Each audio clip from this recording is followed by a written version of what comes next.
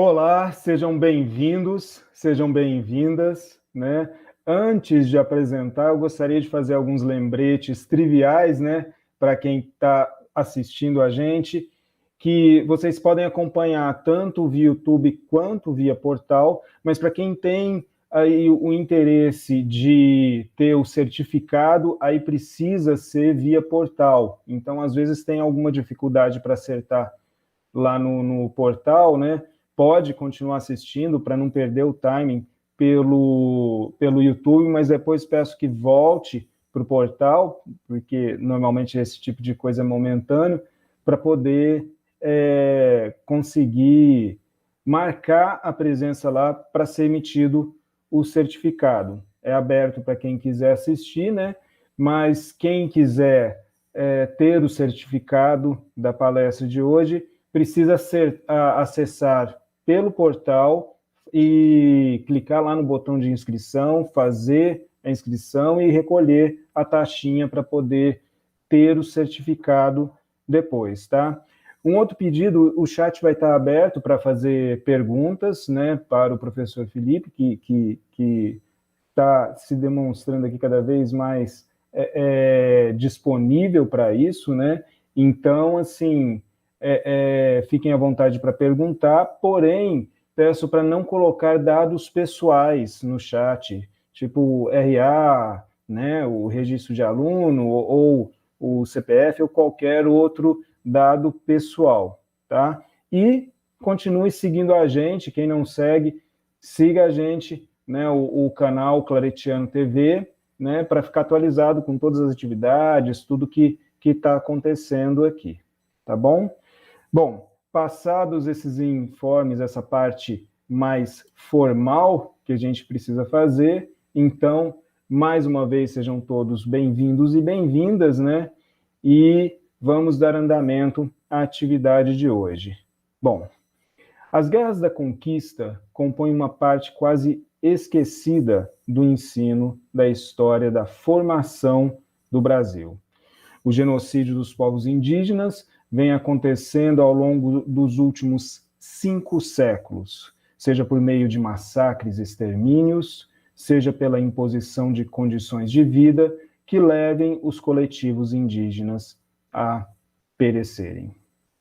Considerando esse contexto, o objetivo de hoje é apresentar um panorama das guerras contra os povos indígenas ao longo da história da formação do Brasil e refletir sobre ideias de intelectuais indígenas, os quais narram esses longos períodos de violência. Bom, eles imaginam novos mundos possíveis por meio da luta por um futuro comum em coexistência com todas as formas de vida do planeta. Aqueles e aquelas que nos acompanham ao vivo terão a oportunidade de interagir, né? E será um prazer aí essa interação com vocês, né? Todas as perguntas serão encaminhadas para o professor. Logo após a sua fala, ele oferecerá aí o seu olhar, as suas respostas. Bom, e agora vamos passar à apresentação do nosso querido e ilustre convidado, né? Quem está aqui para tratar de todos esses temas é o professor doutor Felipe Milanês, né? Ele é professor adjunto no Instituto de Humanidades, Artes e Ciências, professor Milton Santos, da Universidade Federal da Bahia, e professor colaborador do mestrado profissional em História da África, da Diáspora e dos Povos Indígenas, no Centro de Artes, Humanidades e Letras da Universidade Federal do Recôncavo da Bahia. Tem doutorado pelo Centro de Estudos Sociais da Universidade de Coimbra e mestrado em Ciência Política pela Universidade de Toulouse. Foi pesquisador visitante na School of Environment, Education and Development da Universidade de Manchester e no Museu Paraense Emílio Goeldi. Tem experiência de atuação como jornalista, direção e roteiro também de documentários. Ele estimula vários projetos, depois ele vai comentar mais a respeito disso com a gente. O professor Felipe Milanês trabalha com ecologia, política, humanidades ambientais, conflitos ecológicos, epistemologias decoloniais, dentre outros eixos. Ele é autor dos livros Memórias Sertanistas, 100 anos de indigenismo no Brasil, e Guerras da Conquista, este último em coautoria com o historiador Fabrício Lírio Santos. Além de ter sido premiado pela ONU em 2011 pela direção e produção do filme Toxic Amazon, sobre os defensores da floresta, José Cláudio Ribeiro e Maria do Espírito Santo, que foram assassinados em Marabá, Pará, Amazônia Brasileira, em maio de 2011. Agradeço imensamente o carinho, a disponibilidade, a presença do professor Felipe Milanês. É uma felicidade muito grande contar com a sua riquíssima experiência no tema contra-conquista, genocídio, guerras, rebeliões e ideias em defesa da vida e dos mundos indígenas. Com a palavra, o professor doutor Felipe Milanês. Muito obrigado, professor Everton, pela essa apresentação generosa, né, do meu trabalho e de mim. Eu queria inicialmente agradecer ao convite, agradecer ao professor Rafael, a você, professor Everton, ao professor César Nunes, ao André, que está nos ajudando a fazer essa transmissão, agradecer a toda a comunidade do Claritiano pelo convite, pela oportunidade de estar aqui hoje conversando com vocês, à distância, através, né, dessa ferramenta online que permite com que a gente consiga falar e as nossas vozes irem à distância, né, e serem ouvidas, e que permite, de certa forma, também um intercâmbio, uma troca, que é o que eu gostaria de aproveitar com vocês, né, de ouvir os comentários, questionamentos, perguntas, observações sobre a fala, ainda que a gente não possa estar juntos e se olhando, que sempre é uma parte muito importante das conversas, a gente pelo menos consegue, cada um aonde a gente está, ter esse encontro agora, né? E eu começo também enfatizando a importância, né, do encontro, dessa oportunidade, que ela acontece num momento muito importante também, em datas que remetem a períodos, a momentos importantes da história do Brasil, as nossas formações, e com respeito a essas datas que eu também vou fazer uma fala assim, com muito cuidado, de memórias e com muita vontade também de compartilhar a importância dessas datas e desses fatos que aconteceram no passado, né? Eu faço referência especialmente hoje, que é o dia 17 de abril, que é o Dia Internacional da Luta pela Terra, é um dia de memória de todos os camponeses no Brasil, pela violência sofrida em busca do direito a ter um lugar de vida da terra, né? É o dia do massacre de Eldorado dos Carajás, no Pará, um dia que 19 camponeses foram mortos pela polícia militar no Pará. Então, hoje é um dia de tristeza no país, na história do país, e um dia também de memória para a gente pensar nessas ideias, dessas pessoas que perderam a sua vida lutando por um compartilhamento da terra, por uma distribuição pela justiça da terra. Esses camponeses que foram assassinados no Pará, no que se convencionou depois chamar de massacre de Eldorado dos Carajás, eram quase todos negros e quase todos ascendentes de pessoas que descendiam, né, tinham sua ascendência indígena. Então, eram indígenas e negros na Amazônia lutando pela terra. Na segunda-feira é o Dia dos Povos Indígenas no Brasil, no dia 19 de abril, também um dia, e o mês inteiro de abril é um mês muito importante para os povos indígenas no Brasil, é um mês onde eles suas reivindicações são colocadas para fora. É um mês que em Brasília acontece o acampamento Terra Livre, organizado pelo movimento indígena, que em razão da pandemia está acontecendo online, em várias ocupações, né, que eu aconselho todo mundo a seguir nas redes sociais, aí, a Articulação dos Povos Indígenas do Brasil, a PIB, a Rádio Iandê, com Y, Iandê, que está fazendo uma série de lives todos os dias, através também dos canais de uma de suas principais jornalistas e comunicadoras, que é a Dayara Tucano. Nessa segunda-feira vai ter o Roda Viva, muito especial, com a palestra de Ailton Krenak, que é um dos maiores líderes indígenas intelectuais do Brasil, e não só do Brasil, do mundo inteiro, uma pessoa brilhante.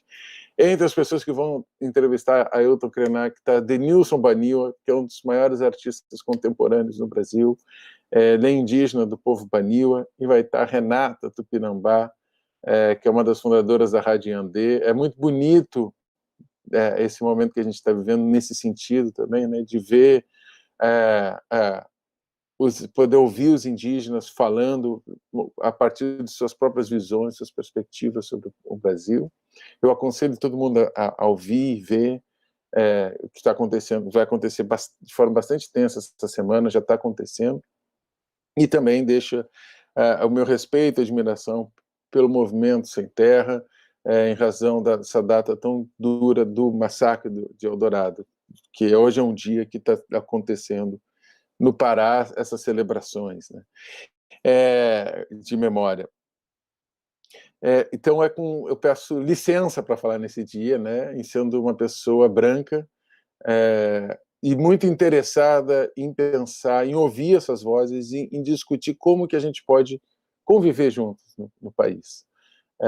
Como é que a gente pode ter um futuro mais justo com relação às memórias do passado e imaginar formas de coabitar e ter uma vida feliz nesse espaço que a gente compartilha, não só onde hoje a gente chama Brasil, mas no planeta, além das fronteiras políticas, né? Um planeta que está em processo de bastante agressão ecológica, né?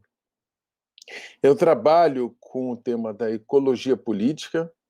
A ecologia política é uma área interdisciplinar de conhecimento, onde a gente aproxima experiências de conhecimentos da geografia, da antropologia, das ciências sociais em geral, com os conhecimentos da biologia, enfim, outras formas de conhecimentos sobre a natureza. E eu faço esse caminho teórico e de pesquisa pensando de uma forma decolonial, uma forma onde o conhecimento ele também é o conhecimento que não está na academia, nas universidades, mas que ele está fora, que ele está circundando de outras experiências de estar no mundo. Então, são as ecologias políticas que existem por aqui. Esse, inclusive, é o nome de um grupo de trabalho que eu coordeno no Conselho Latino-Americano de Ciências Sociais, que é Ecologias Políticas desde Abiyala, El Sur. São as outras experiências que estão no mundo. Então, muito do que eu vou também compartilhar hoje, eu vou falar a perspectiva historiográfica, da antropologia, e também como é que os indígenas contam essas experiências das guerras e paz aqui no Brasil, né? Através da oralidade, de outras formas de conhecimento. Então, eu tento, na universidade, aprender com outros conhecimentos que não são aqueles que estão escritos, né? Tratar a oralidade também como uma forma muito importante de transmitir as experiências e as sabedorias, e como é que a gente consegue aproximar ideias, né? Quando eu falo da gente olhar para o futuro, que seja um futuro mais compartilhado, um futuro mais justo, vem da gente ouvir todas essas vozes, essas ideias, dos camponeses, das populações tradicionais, quilombolas, indígenas, ao lado, em conjunto, com as vozes dos descendentes dos colonizadores, como é o meu caso, por exemplo, e da universidade onde eu estou também. É uma universidade formada pelas elites da Bahia, que no passado ela tendia a formar, a seguir mantendo essas elites, e hoje é uma universidade muito mais aberta para as trocas de conhecimento, e não para formar elites, mas para formar um povo, toda uma população com acesso ao conhecimento. Eu acho que esse é o objetivo, que o conhecimento possa ser trocado e que as ideias possam construir, se transitarem entre as experiências. Por mais que nós tenhamos experiências pessoais de vidas diferentes, as ideias podem nos ajudar a nos transformar. Eu começo, né, fazendo essa introdução a vocês sobre as ideias, porque o título dado é um título bastante duro, né? Eu vou também, inicialmente, compartilhar com vocês o que eu entendo por esses conceitos, né? Que é contra-conquista, genocídio, guerras, rebeliões e ideias em defesa da vida e dos mundos indígenas. O que é a contra-conquista que dá o título? Eu busquei essa inspiração contra-conquista a partir da fala de um intelectual quilombola que se chama Nego Bispo. Nego Bispo Antônio Bispo dos Santos é autor de um livro que se chama Colonização Quilombos, Modos e Significações. Ele é um dos fundadores da CONAC, que é o Conselho de Articulação das Comunidades Quilombolas, e ele escreve nesse livro a expressão contracolonial. E o que quer dizer o contracolonial? Ele identifica que no Brasil, né, não só no sentido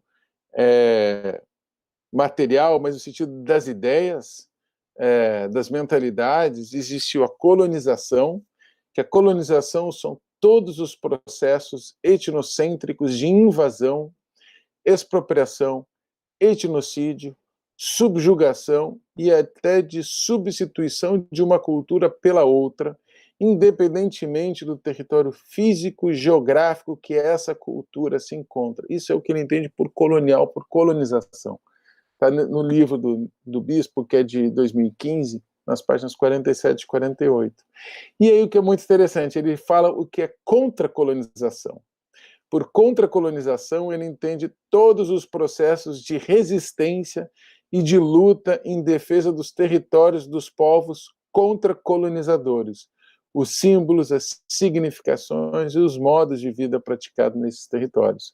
Ele reforça a ideia de contra-colonização contra a ideia de descolonização. E para ele, esses povos indígenas e quilombolas sempre foram contra a colonização, numa própria perspectiva de como eles veem o mundo e estão no mundo, né? Ao passo de que o branco, o colonizador, ou os povos colonizadores, eles devem se descolonizar. Ele faz essa referência, ele faz essa distinção entre a contra-colonização e a descolonização. Eu estou explicando isso para a gente tomar cuidado com as palavras, porque eu vou contar muito para vocês sobre as experiências de contra-colonização que eu aprendi lendo e convivendo com os povos indígenas. Também, logo em seguida, tem genocídio. Genocídio é uma palavra recente da história, né? Ela tem pouco mais de 50 anos, porque ela surge depois tem 60, 70 anos, ela surge depois da Segunda Guerra Mundial. Então, a gente usar essa expressão genocídio para falar de processos antes da existência da palavra pode ter um anacronismo, mas o genocídio ele significa tanto o extermínio de uma população, de um grupo, quanto a criação de condições pelas quais essa população não vai ter condições de existir. Às vezes não é só matando fisicamente, né?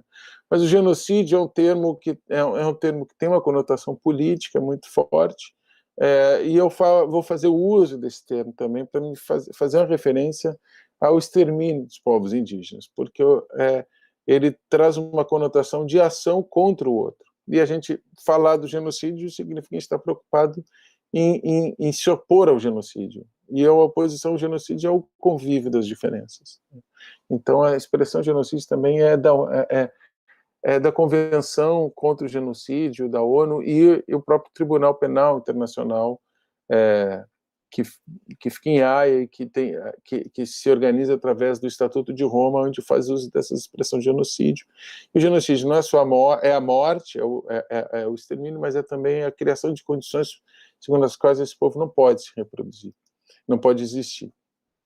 Etnocídio é uma outra expressão, é o processo de destruição da cultura e da sociedade. É um termo criado por um antropólogo francês, Robert Jolin, num livro que chama Paz Branca. Ele também escreveu um livro que chama Descivilização. Tem um antropólogo muito conhecido no Brasil que se chama Eduardo Viveiros de Castro. Ele tem um texto que se chama Etnocídio para o Caso Brasileiro, onde ele revê um pouco as concepções do Jolin.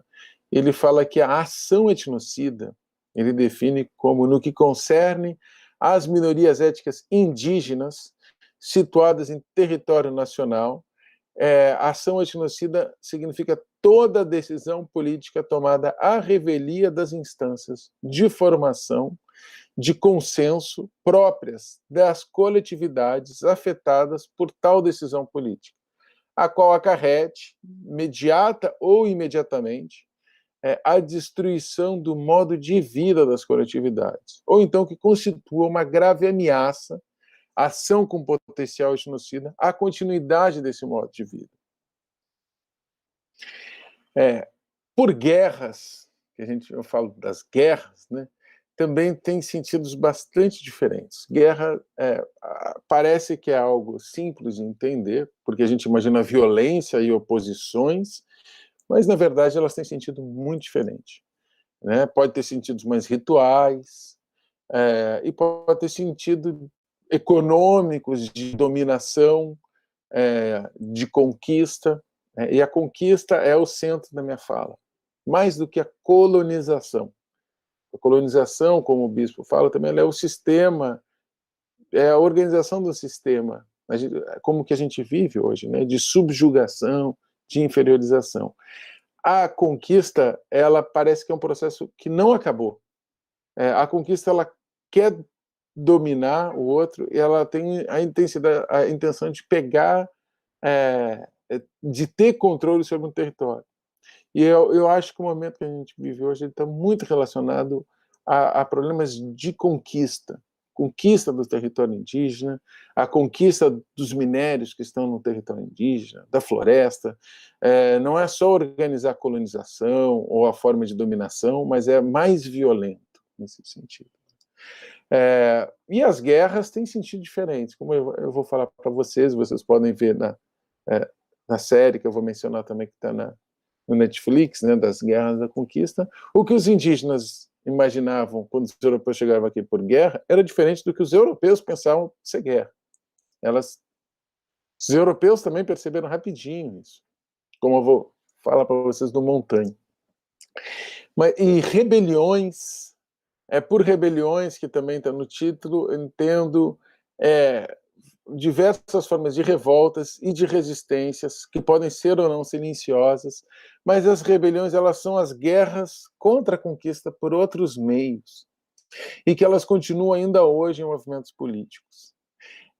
Eu uso a palavra rebelião, porque eu também imagino que a palavra resistência, ela tem um certo sentido que apresenta estar acuado, intimidado, né? E a rebelião, ela tem um sentido mais de afrontamento, e tanto tem resistências indígenas quanto tem rebeliões indígenas. Existiram em todos os momentos e existem hoje. Né? Existiram nos aldeamentos, existiram quando o Serviço de Proteção Índio formava cercos de paz e juntava os indígenas, e aí tinha os movimentos de rebeliões que eram diferentes das resistências, que podem acontecer através de formas que os colonizadores, os atacantes, nem sequer percebam que elas existem. E por ideia também, eu me faço referência à ontologia e à epistemologia, as formas por ideia, eu quero me referir a todas as formas de ser e de estar no mundo. E as formas também de conhecer o mundo e de transmitir esse conhecimento. Ideia aqui é central. Não é algo supérfluo ou menos importante do que os conflitos armados, né? Ideia é o que é o motor da existência e da forma e o motor da reexistência, das formas de resistir e de existir, e das formas de rebeliões, de todas as formas de se insurgir. É através das ideias que se imagina algo para frente, algo de futuro. Então, as ideias sobre ser indígena, sobre manter suas diferenças, manter suas identidades, ela é sempre um olhar para o futuro, e um olhar que mobiliza.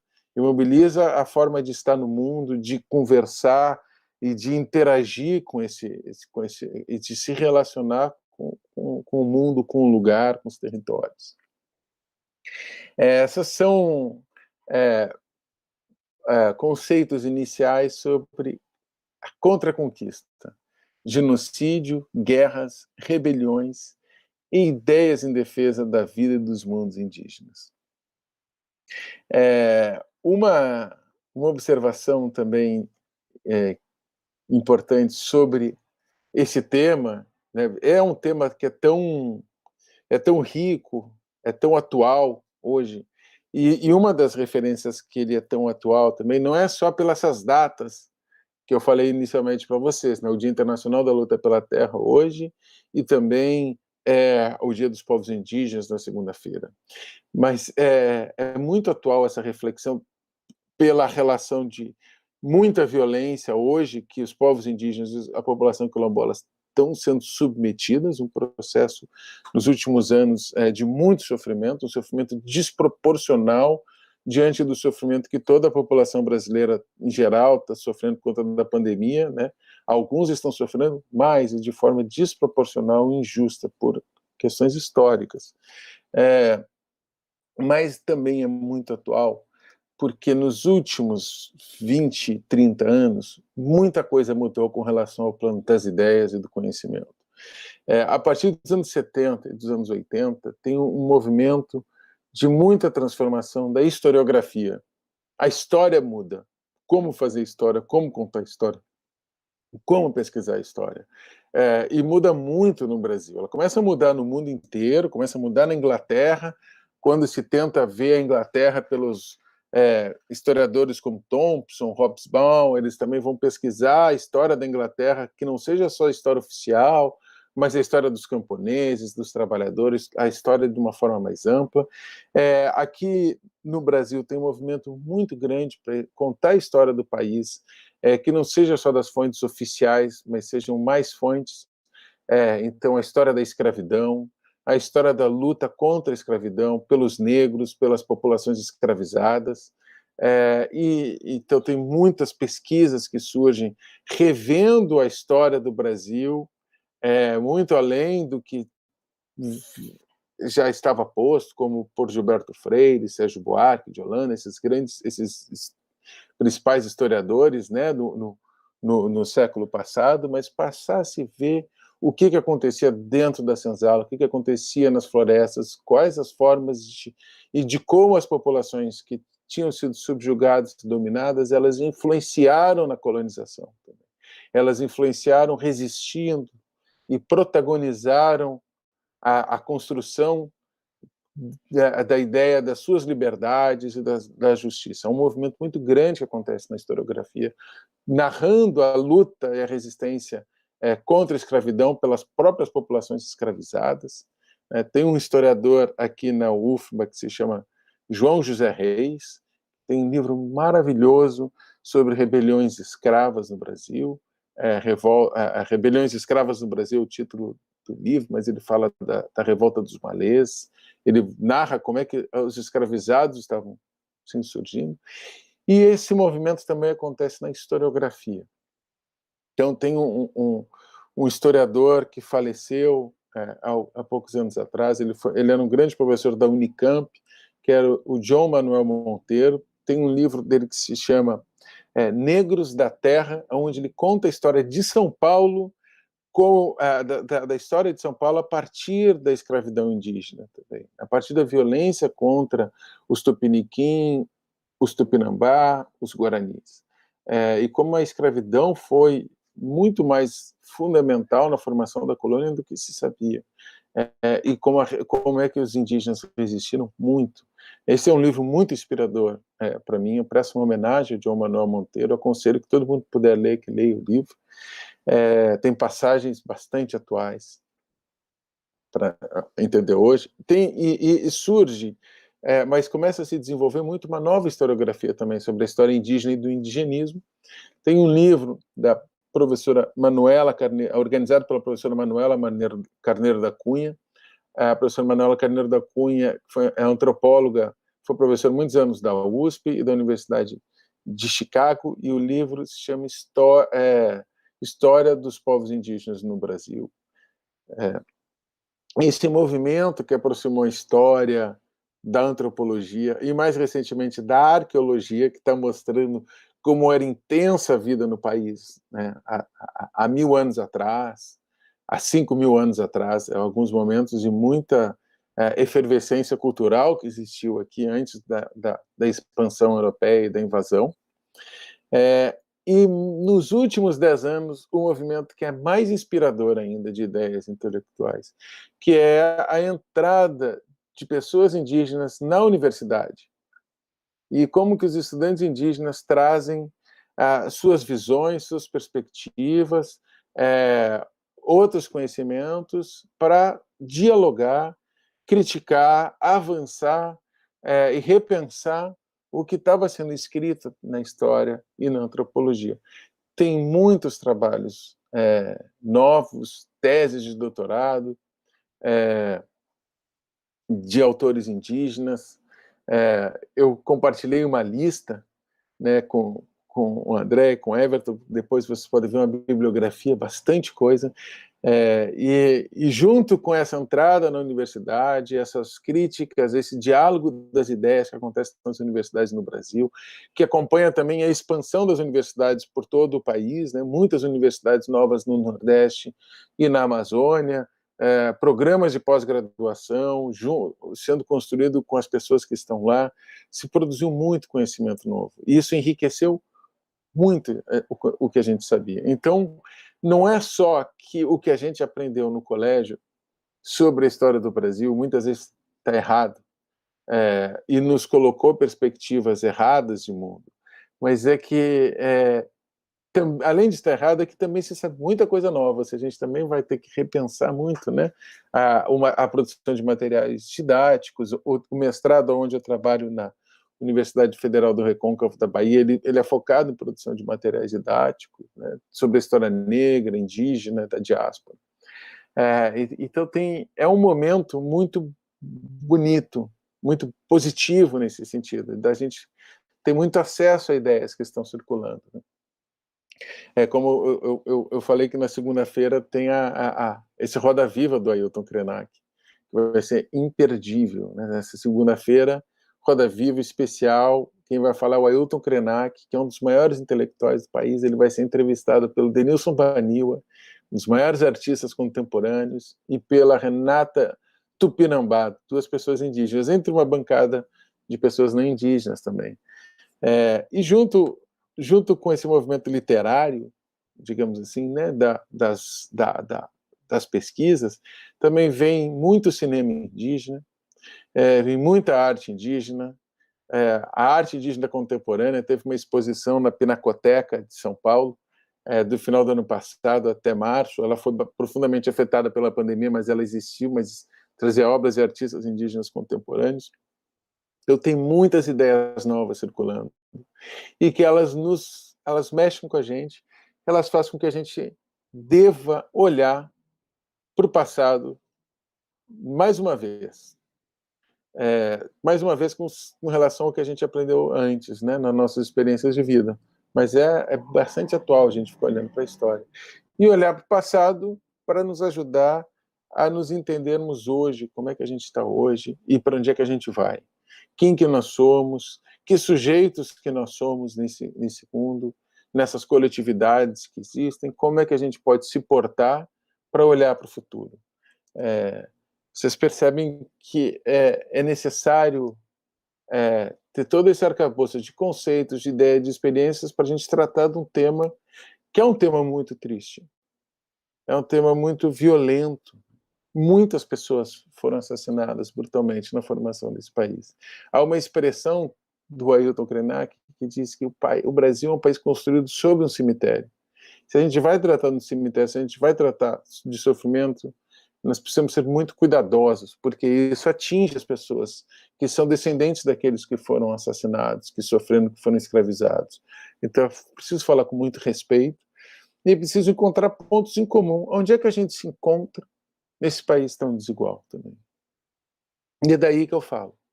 É daí que eu vou compartilhar com vocês algumas experiências. De pensar, a gente se encontra num sonho de reparar as injustiças, de restituir o protagonismo, a existência daqueles que tiveram as existências roubadas, dilaceradas, suas identidades, para que a gente possa olhar para um futuro de coabitação, de convívio. Isso não significa paz. Isso significa convívio. E a guerra é um estado permanente da existência. Ontem eu participei de uma audiência que estava um cacique do povo Tupinambá, que é o cacique Babau, que é doutor honoris causa pela Universidade do Estado da Bahia, e o cacique Babau falou: guerra é da nossa natureza. Tupinambá sempre viveu em guerra. Então não tem problema viver em guerra. Viver em guerra não significa que não goste da paz, que não busque a paz. Mas viver em guerra é um estado de ser. Que a guerra não precisa necessariamente estar provocando mortes. Não é isso a guerra. A guerra está se opondo na sua existência, mas está pronto para o enfrentamento. E o Ailton Krenak, nesse livro das Guerras da Conquista, ele também fala sobre a guerra. E ele fala assim, esse livro das Guerras da Conquista, que a gente está lançando, tem um momento que ele fala que a guerra é um estado permanente da relação entre os povos originários daqui, que foram chamados de índios. A guerra entre nós é permanente e é multidirecional. Existe um estado de guerra.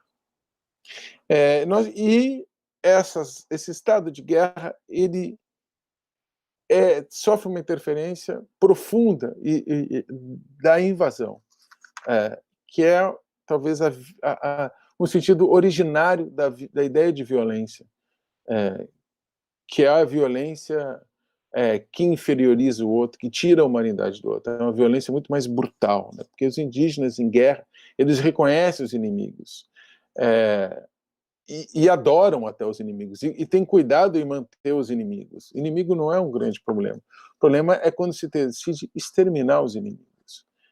E é o que aconteceu aqui. Né? Mas os nossos mundos estão em guerras. O Ailton Krenak fala isso no livro. Então, estamos em guerra. Mas estar em guerra não significa que a gente não possa conviver em guerra. Estar em guerra também pode ter um sentido diferente de querer acabar com o outro e dominar o outro. Quando essa ideia do outro aparece no desembarque. Quando a frota de Cabral chega na Bahia, o Pero Vaz de Caminha escreve aquela famosa carta. Nessa famosa carta, ele descreve quem estava aqui. Ele faz uma descrição onde ele descreve essas pessoas como elas eram pardas. Parda existia o branco, existia como chamavam negros, que os portugueses já estavam na costa da África, né, do continente africano, e aqui ele faz a descrição do pardo. Aí surge o pardo. Aí ele passa a tentar fazer uma descrição na carta sobre o outro. Quem que é o outro? Explicar quem que é o outro. E tem uma incompreensão e tem muita curiosidade. Esses primeiros anos, entre 1500 e 1510, 1520, é um momento de conhecimento. E conhecimento mútuo. Os indígenas estavam muito interessados também em saber quem eram os outros. Então, os espanhóis, que também estavam pela área, franceses, holandeses, ingleses, todo mundo estava circulando. Italianos, não tinha Itália naquela época, né, mas venezianos, as pessoas onde hoje é a Itália, como Américo Vespucci, vinham vindo por embarcações, e alguns ficavam. Os portugueses deixavam os degredados. Ficavam alguns franceses. Alguns ficavam e não queriam voltar para a Europa. Achavam muito mais legal a vida numa aldeia tupinambá do que uma vida na Europa. Esses que ficavam com uma intenção de espionar, de aprender a língua e descobrir se tinha ouro. Ao passo que, quando os indígenas aceitavam essas pessoas nas suas comunidades, eles queriam conhecer o outro, queriam entender melhor e ter interpretações sobre a Europa, sobre quem que era esse povo que estava vindo. Isso daí que eu estou falando para vocês aparece nos relatos da época, né? Alguns franceses que vieram, eles escreveram, eram os cronistas, né? Quando a gente lê os cronistas da época. Então, os franceses descreviam, como Jean Delery, que estava com o Villegagnon na França Antártica, ele escreveu Cunha Bebe indo, o André TV faz descrições também do Cunha Bebe, que era um grande líder indígena, que ele ia todo o tempo lá visitar os franceses, e eles trocavam, faziam perguntas, né? E os franceses ficavam conversando, tinha muito diálogo, assim, né? Esses encontros. Nesses primeiros momentos, eles são momentos... A Carta do Caminho, ela demora para chegar a público, mas o Américo Vespucci, ele vem poucos anos depois, 2 anos depois, ele escreve cartas, essas cartas se espalharam muito rápido. E o Américo Vespucci falava com muita admiração dos indígenas. E os franceses levaram alguns tupinambás. Inicialmente, eles queriam pegar tudo que era o extrativismo inicial que tinha aqui. Bichos diferentes, queriam descobrir o que estava aqui, mas queriam descobrir o que estava aqui, já tinha essa mentalidade dominante entre os europeus, que era descobrir o que estava aqui para enriquecer. Ao passo que o lado indígena parecia ser muito mais aberto a incorporar a diferença. Vamos deixar esse pessoal entrar e vamos ver como é que eles vão interagir com a gente. Também existia entre europeus esse interesse, mas eles eram menores na Europa, eles tinham menos forças. Isso aparece no relato do Américo Vespucci. Esse interesse europeu ele foi descrito pelo Thomas Moro, quando escreve um livro que chama Utopia, onde ele imaginava um mundo no futuro, que tivesse muita inspiração do que ele estava lendo sobre os indígenas. Os franceses, quando levaram tupinambás para a França, eles encontraram pessoas famosas, e uma dessas pessoas que se interessou muito foi o Montaigne, um dos principais filósofos da história da França. É muito bonito como o Montaigne ele escreve um livro que chama Os Canibais, onde ele adorava os relatos dos indígenas aqui. E ele escreve num trecho assim dos canibais, eu vou ler para vocês. Podemos, pois, achá-los bárbaros em relação às regras da razão, mas não a nós, que os sobrepassamos em toda espécie de barbárie. Ou seja, a barbárie, o Lévi-Strauss vai trabalhar sobre isso, depois um antropólogo, a barbárie está naquele que acha o outro bárbaro. Ou seja, o europeu que era o bárbaro. O Montaigne falava isso, o Lévi-Strauss vai falar isso. Aí olha como Montaigne fala da guerra indígena, que bonito. Sua guerra é toda nobre e generosa, e tem tanta desculpa e beleza quanta se pode admitir nessa calamidade humana. Seu único fundamento é a emulação pela virtude. Não lutam para conquistar novas terras, pois ainda desfrutam dessa liberdade natural que, sem trabalhos nem penas, lhes dá tudo quanto necessitam em tal abundância que não precisam de alargar seus limites. A ideia da liberdade era uma ideia fundamental dos povos indígenas. E a ideia de abundância que o Montaigne fala, hoje em dia arqueólogos como o professor Eduardo Neves, do Museu de Arqueologia e Etnologia da USP, ele acha que o que existia na Amazônia não era uma ecologia áspera, árdua, que impediria o desenvolvimento da civilização. Ao contrário, As pesquisas arqueológicas mostram que tinha muita gente vivendo aqui e que toda a natureza era muito fértil. Ao invés de plantar grãos que davam uma colheita ou duas por ano, o que os indígenas fizeram aqui foi plantar florestas. Elas davam por muitos e muitos anos. Castanha, cupuaçu, tantos e tantos coquinhos, formas de cocos diferentes. Então tinha uma abundância. Essa abundância fazia com que as pessoas não precisassem se submeter a outras formas de dominação. Eles plantavam a floresta.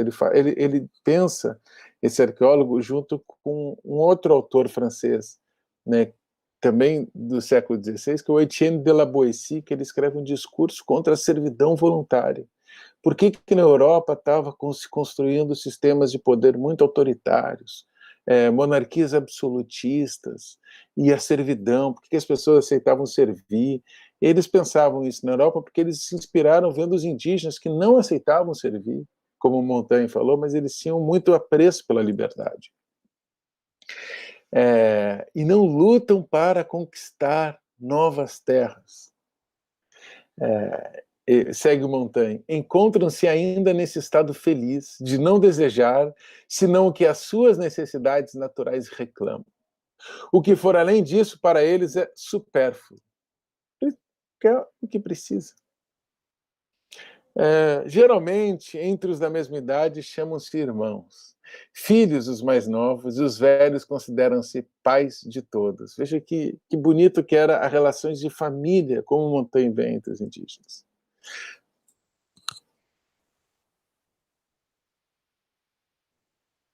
E se deixam a seus herdeiros a plena posse dos seus bens em comum, só com o título todo puro que a natureza concede às suas criaturas ao depositá-las no mundo. Seus vizinhos transpõem as montanhas para os atacar e são vencidos. O único lucro do vitorioso é a glória e a mercê de os haver dominado em valor e virtude. Aliás, de nada lhe serviriam os bens dos vencidos, porque quando regressa ao seu país, nada lhe faltará do que necessita, nem mesmo essa grande qualidade de se saber felizmente conformar com a sua condição e viver contente com ela, se conformar com a sua condição e viver contente em ser contente. Olha que lindo que o Montaigne fala em Os Canibais. A verdade da virtude é muito interessante, como o Montaigne fala, ele faz uma reflexão junto com os romanos. A única verdadeira vitória é aquela que, dominando a alma do inimigo, o força a confessar-se vencido. Ele tenta fazer um diálogo do que ele estava aprendendo com os indígenas com o que sabia dos romanos.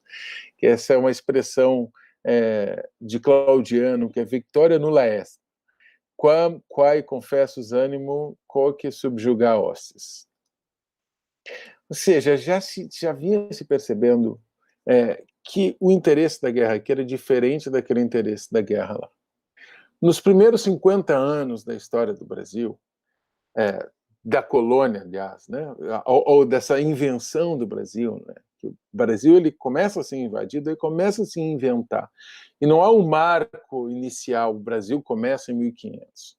Os europeus começam a se expandir para cá em 1500, mas é cotidiano que acontece isso, até hoje.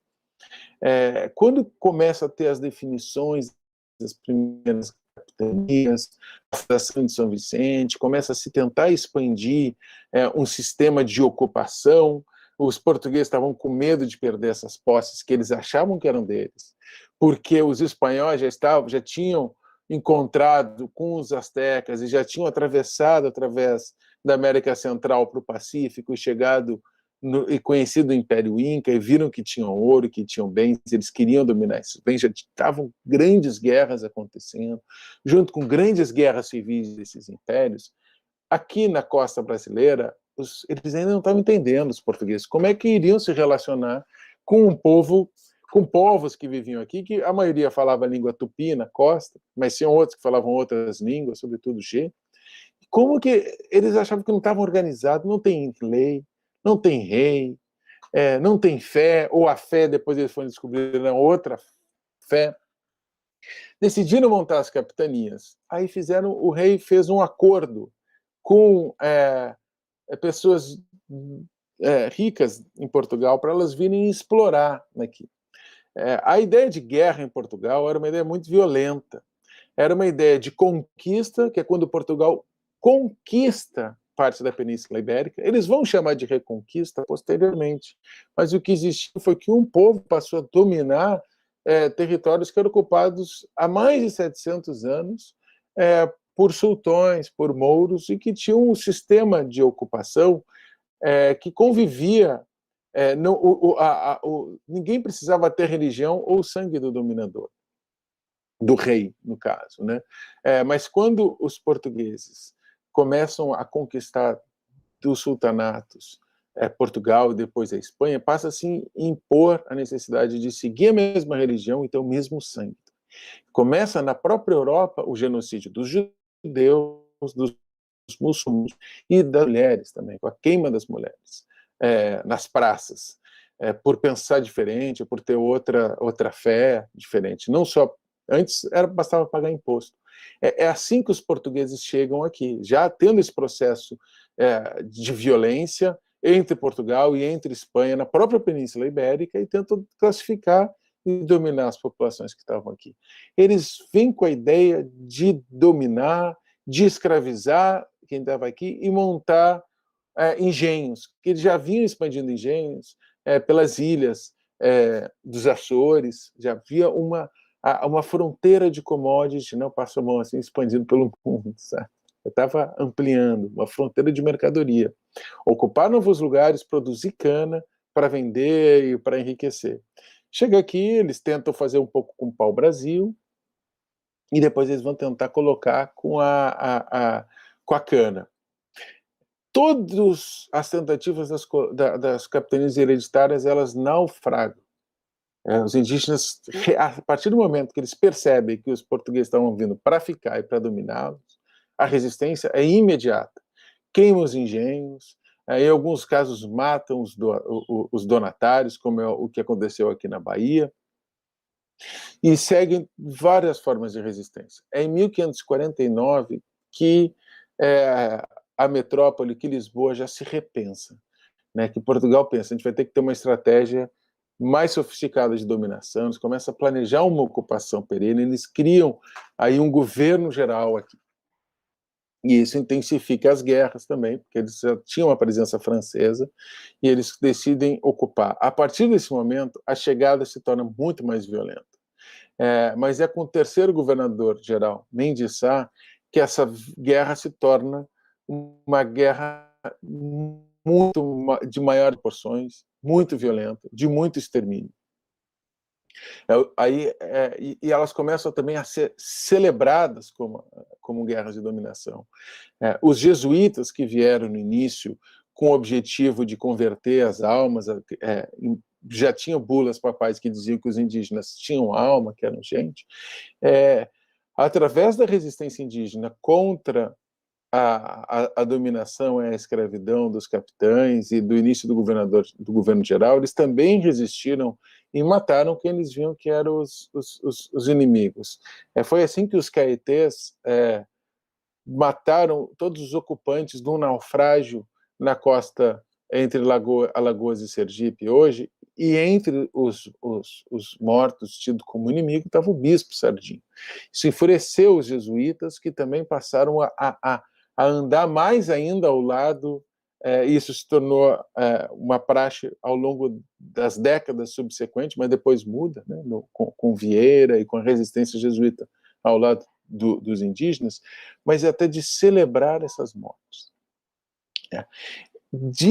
Desde que Mendes Sá, ao final dos anos 50, início dos anos 1560, começa a guerras ininterruptas, a massacrar os tupiniquim no sul da Bahia, os caetés em Sergipe, a guerra contra a França, contra os tupinambás e contra a Confederação dos Tamoios na costa daí entre Rio e São Paulo, ao mesmo período que começa a chegar a varíola e outras doenças.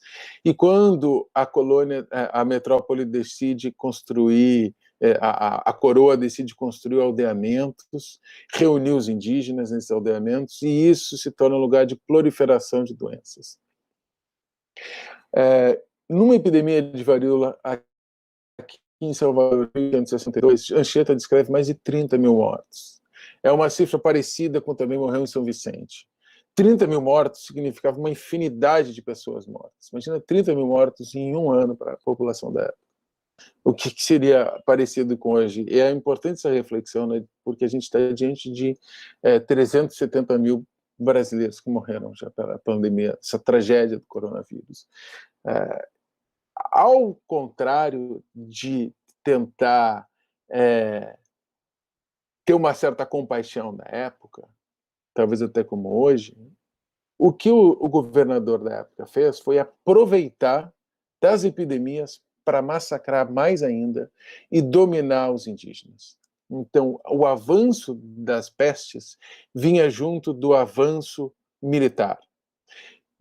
Os portugueses não dominaram esse território e não mataram os indígenas porque eles tinham uma superioridade militar.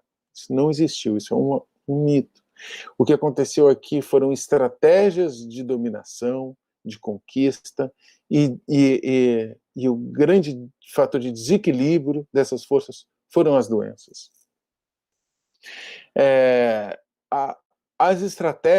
Entre as estratégias estavam as de influir nas divisões entre os povos também. Ampliar. Os indígenas tinham as suas guerras, como eu falei para vocês. E claro que, dentro dessa lógica, vendo aquelas forças chegarem, não é que teve um desembarque de 1 milhão de portugueses, chegavam alguns portugueses, davam arma, mantimento, era uma relação que alguns chefes pensaram, pô, vou me beneficiar disso, desse suprimento para atacar um outro inimigo. E os portugueses entenderam isso e foram mobilizando essas diferenças para promover uma destruição do outro. Essa é uma estratégia de conquista que permanece até hoje. A gente amplia as divisões, se tem alguma forma diferente de agir, se tem uma diferença de poder, divergências, influi. Hoje em dia se faz propaganda de uma minoria que estaria ligado aos interesses dos atuais colonizadores que governam o país. E na época isso aconteceu muito, a ponto de Anchieta, em São Paulo, se unir ao Tibiriçá. Tibiriçá foi um chefe tupiniquim que autorizou a construção de São Vicente, de São Paulo, se aproximou de João Ramalho, essa é uma história que se conhece em São Paulo, né? E Tibiriçá ficou muito próximo do Anchieta. Alguns outros indígenas tupiniquim, revoltados com a violência dos aldeamentos jesuítas e da colonização e dos colonos que estavam escravizando eles, decidiram se rebelar. E nessa rebelião, os tupiniquins se juntaram com seus inimigos tradicionais, os Tupinambá, e atacaram São Paulo. São Paulo foi atacada, ficou sitiada, mas eles atacaram porque o Anchieta, pouco antes desse ataque, ele tinha participado de uma agressão, de uma busca por novos indígenas para formar um aldeamento. Tinha subido o rio, descido o rio Tietê e acompanhado alguns ataques. Os indígenas viram que os paulistas, que os colonizadores da época estavam atacando eles e decidiram reagir. Nessa reação, nesse ataque em São Paulo, Tibiriçá decide ficar ao lado dos colonizadores do jesuíta contra seu irmão e seu sobrinho, que era Jaguaranho e... deixa eu ver aqui.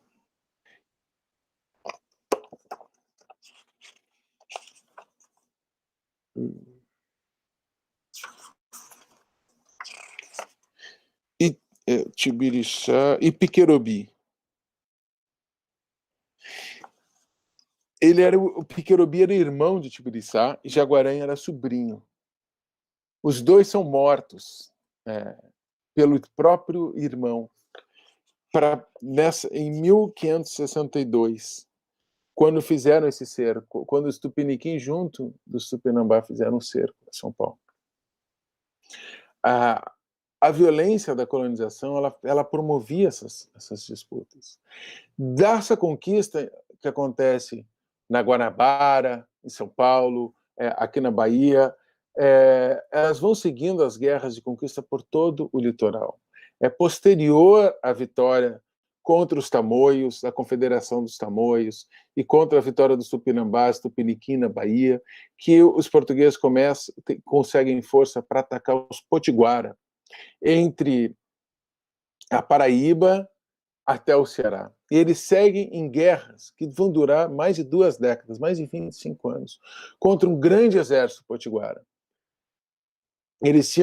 Os potiguaras tinham grandes suprimentos de produção de comida, as farinhas de guerra, e eles aprenderam muito rápido como reagir contra os portugueses. Tanto os tamoios como os potiguara, povos que viviam em lugares bastante distantes na costa, eles perceberam as diferenças entre os europeus, claro, muito rápido, quem que é francês, quem que é português, eles não gostam entre si deles, então decidiram também usar o conhecimento de um contra o outro.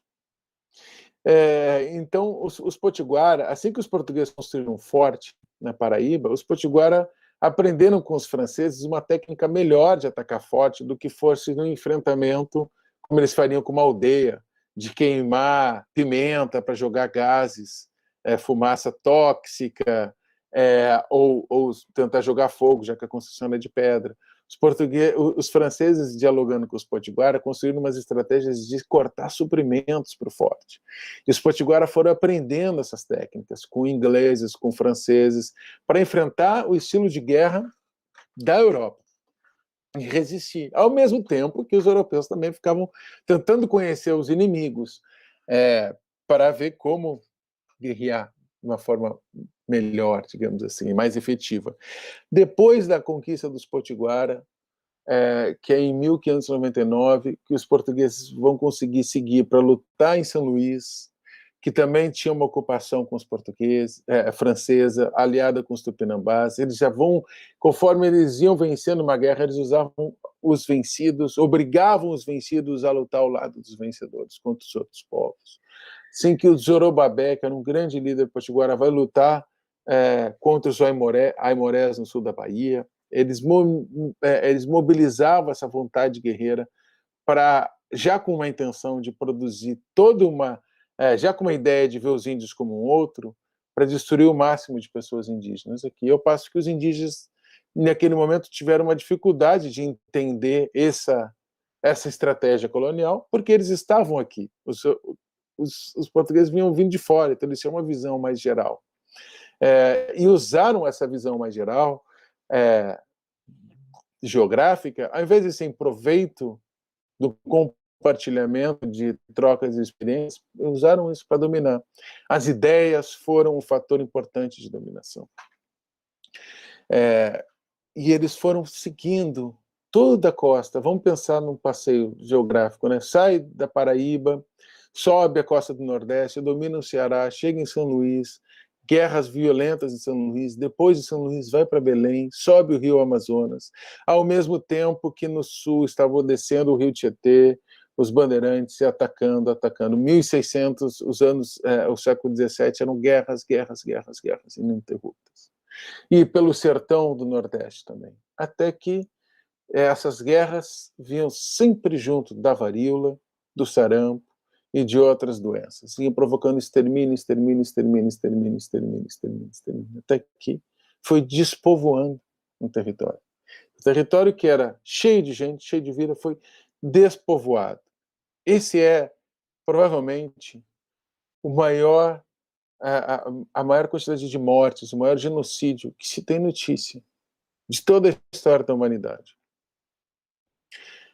Não se sabe quantas pessoas morreram. Se existia no Brasil 3 ou 4 milhões de indígenas na época, se existia muito mais, é muito provável que existisse muito mais. Só na Amazônia se acredita hoje que existia pelo menos 8 milhões, mas até 50 milhões de pessoas poderiam viver na Amazônia nessa época, não só a Amazônia brasileira.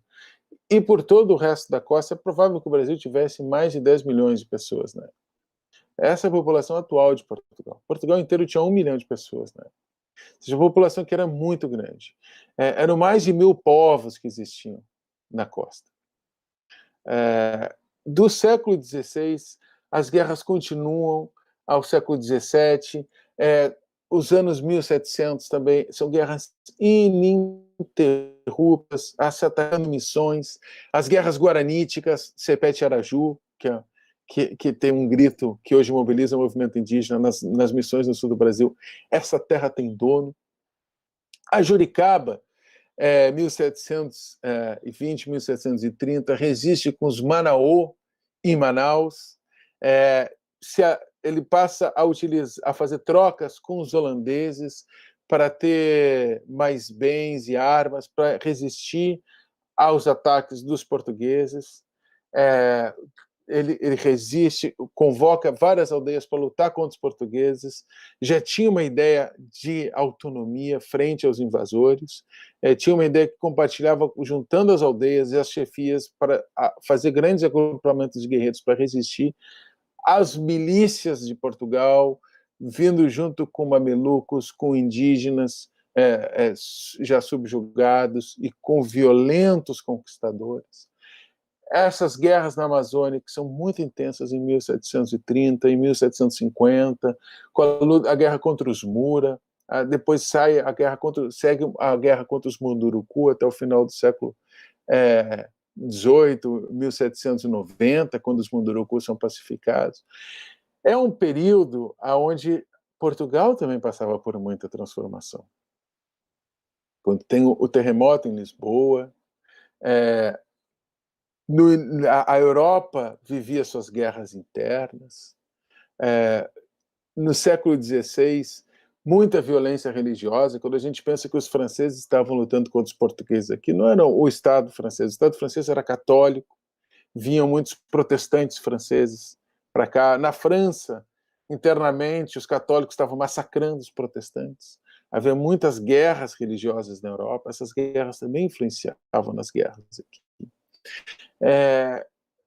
Dessas intensidades de guerras na Amazônia entre 1750 e 1800, poucos anos depois, começa o século XIX, né, 1800, tem a Revolução Francesa, a Revolução Americana, 1789 a Revolução Francesa, né? Depois da Revolução Francesa emerge Napoleão chega até Portugal, a família real foge para cá em 1808, e isso, guerras contínuas, como eu estou citando para vocês, né? Quando chega a família real, eles primeiro desembarcam aqui em Salvador. Qual que é a primeira coisa que o rei faz? Dom João assina um tratado de guerra justa na época, né? Guerra justa significa declarar que há uma justiça na guerra, para exterminar completamente os botocudos, que eram os povos que viviam entre sul da Bahia, Espírito Santo e Minas Gerais, Vale do Rio Doce. Alguns, hoje, quem são os contemporâneos do botocudo é o povo Krenak, o povo Pataxó. Primeira coisa que faz quando chega aqui é declarar uma guerra justa. Essa guerra segue declarada até 1831, ou seja, passa a independência do Brasil e continua a guerra. Após do período regencial, várias ebulições de guerras no Brasil, farrapos, que a gente sabe, né? No sul, e na Amazônia, a cabanagem. Um grito de guerra da cabanagem, a cabanagem que juntava indígenas e negros e brancos sem terra, sem posses, né? E contra o domínio português.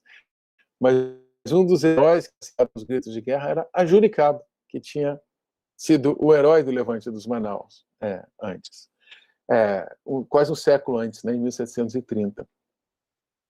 Hoje em dia, a cabanagem inspira o movimento indígena no Baixo Tapajós, no Amazonas, se lembram de Juricaba, se lembram dos cabanos com garra. Os povos do sul do país se lembram do Sepete Araju. Algumas expressões utilizadas por indígenas hoje, para justificar que aqueles lugares sagrados que seus povos devem ser ocupados por eles são as reconquistas, é uma expressão que os Quiriri fazem uso aqui na Bahia, as retomadas, os Tupinambá falam na Bahia, as reocupações, os Guarani Kaiowá falam no Mato Grosso do Sul, querem voltar para os lugares de vida, aqueles lugares que pertencem a eles, e eles falam, não é que a terra pertence a nós é que pertencemos à terra. Essa é a justificativa dos Guarani para reocupar os seus territórios sagrados.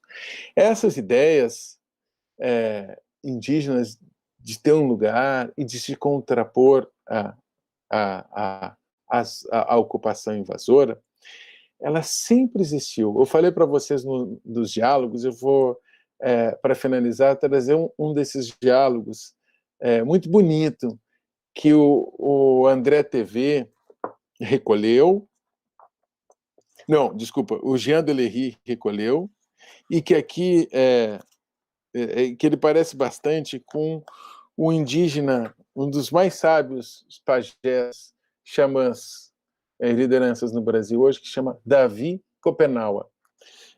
Tem um filme que vocês podem assistir a partir de amanhã, no festival É Tudo Verdade, que é a última floresta que se faz no Copenhague. Ele tem um livro que se chama A Queda do Céu. Teve um diálogo do Léry que foi visitado por um velho tupinambá. O Léry, ele era um huguenote, ele era um protestante francês, né? E o velho tupinambá foi perguntar para ele: por que vocês, franceses e portugueses, vêm de tão longe procurar lenha que os aqueça? Não existe mata em seus países? Que ele queria especular por que vocês contam tanta tragédia, tão difícil chegar até aqui só para pegar lenha. Aí o pastor respondeu que a madeira servia para tinturas, que suas matas eram diferentes e que o pau-brasil, que era todo comprado por um único mercador francês. Bem como toda a sua riqueza, ela ficava de herança para seus filhos e parentes. E aí, novamente, o velho Tupinambá retrucou. Na verdade, aí é o Léry escrevendo, continuou o velho, que, como vereis, não era nenhum tolo, o velho. Agora vejo que vós outros maírs, que era como eles chamavam os franceses, sois grandes loucos, pois atravessais o mar e sofreis grandes incômodos, como dizeis quando aqui chegais, e trabalhais tanto para amontoar riquezas para vossos filhos ou para aqueles que sobrevivem. Não será a terra que vos nutriu o suficiente para alimentá-los também? Nós temos pais, filhos a quem amamos, mas estamos certos de que depois da nossa morte, a terra que nos nutriu também os nutrirá. Por isso descansamos sem maiores cuidados. A terra vai nutrir. Lá atrás estava um velho Tupinambá falando para o francês. Essa reflexão, onde ele denuncia a ganância, e qual razão que vocês querem acumular mais, ela é bastante contemporânea na crítica que hoje os indígenas falam, diante das mudanças climáticas, do aquecimento global, da transformação do clima que coloca em xeque a nossa sobrevivência. O Davi Copenaua fala: nós somos diferentes dos brancos e temos outro pensamento. Olha que bonito, ele foca na ideia do pensamento. Entre eles, quando morre o pai, seus filhos pensam satisfeitos: vamos dividir as mercadorias e o dinheiro dele e ficar com tudo para nós. Os brancos não destroem os bens de seus defuntos porque seu pensamento é cheio de esquecimento. Eu não diria, meus filhos, quando eu morrer, fique com os machados, as panelas e os facões que eu juntei. Digo-lhe apenas, quando eu não estiver mais aqui, queime as minhas coisas e viva nesta floresta que deixo para você. Vá caçar e abrir roças nela para alimentar seus filhos e netos. Só ela não vai morrer nunca. Em defesa dessa floresta da Amazônia como um bem comum, que se a gente garantir a Amazônia, se a gente garantir a Mata Atlântica, o Cerrado, a Caatinga, garantir os rios, é a única forma que todos nós vamos ter certeza de que as futuras gerações vão poder viver bem nessa terra, que eu encerro esse momento da fala e abro, né, para as conversas e perguntas com vocês, fazendo novamente uma homenagem a hoje, o Dia da Luta pela Terra e o Dia dos Povos Indígenas. Dia para a gente aprender bastante, para a gente como que a gente vai conviver, coabitar nesse espaço tão bonito, uma natureza tão generosa como é o Brasil. Obrigado.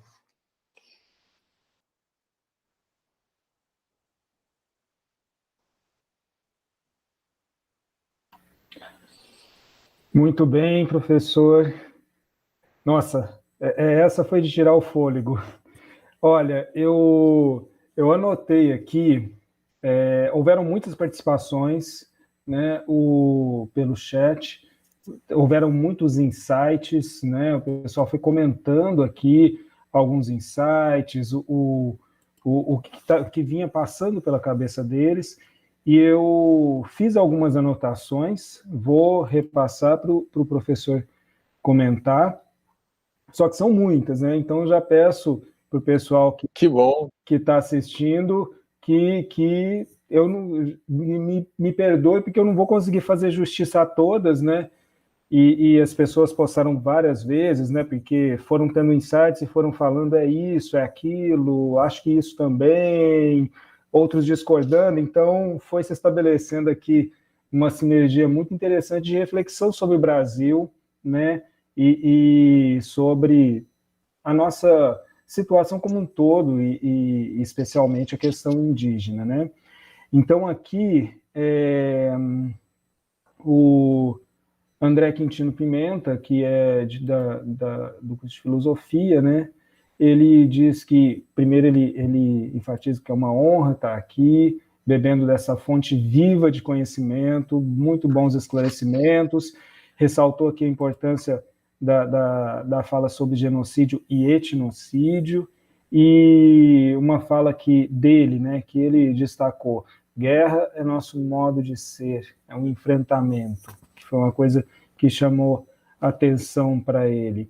O Marcelo Luna disse: excelente apresentação, rebelião versus resistência. E o João Hilário Melo colocou bastante participação também, falou muita luta desses povos, tem tema bastante relevante. O José Carlos Dias de Carvalho participou bastante, falou, colocou aqui, selecionei algumas coisas que ele colocou, né, que é a história do Brasil na visão dos escravizados, né, que a gente está tratando aqui, e a luta contínua contra os genocidas modernos, como ele coloca, né, e a criação dessas comunidades foi por consequência de suas liberdades ceifadas no mundo moderno. Temas assim farão parte da história ao longo dos séculos. Precisamos debater esses temas até mesmo para reparar as injustiças cometidas com esses povos. Aí tem outras explanações em solidariedade aos povos indígenas, aos quilombolas. A Ana Judite Rama fala disso, né, e elogia também a palestra, né, e coloca-se essa irmandade com esses povos. O Rafael Arcanjo, né, também elogia a explanação, né, coloca que é uma honra tê-lo conosco, professor Felipe, e ressalta que a história de nossa colonização, o uso desproporcional da força, a presença principalmente em determinadas regiões do país, elites que usam de milícias para manutenção, pela força da propriedade privada, que muitas vezes foi acumulada de forma controversa, né? E aí, por fim, o que quero compartilhar contigo é que precisamos ficar atentos às narrativas para não tomarmos a voz do dominador. O Charles Bartis comemora: saudações a todos e todas, viva o Abril Indígena, né? E, enfim, tem muita coisa aqui. Aí eu selecionei, deixa eu achar aqui a pergunta que eu tinha separado. E também aqui tem duas falas, tem a da Kelly Cristiane, que diz: fico pensando, qual seria a identidade real do nosso país, né? E o Marques Oliveira considera extremamente importante a entrada do povo indígena na universidade, não só pelo fato dos conceitos acadêmicos, mas sim pela troca, vivência, cultura e costumes. E aí ele pergunta qual que é a importância disso. E, por último, eu queria citar, aí depois, né, deixa a conversa fluir, o Deocleciano Francisco dos Reis, que fez um comentário aqui, né? Ele disse o seguinte: sobre o massacre do Pará, quero ser claro que não sou racista e nem contra os povos indígenas, mas sou contra invasão de propriedade. Isso é roubo e a polícia tem que agir e, se for atacada, revidar, que é um contraponto também eu queria enfatizar. Tem outras coisas, eu também tenho as minhas perguntas, mas vou deixar o professor falar um pouco também, né, e esclarecer isso que já foi colocado aqui.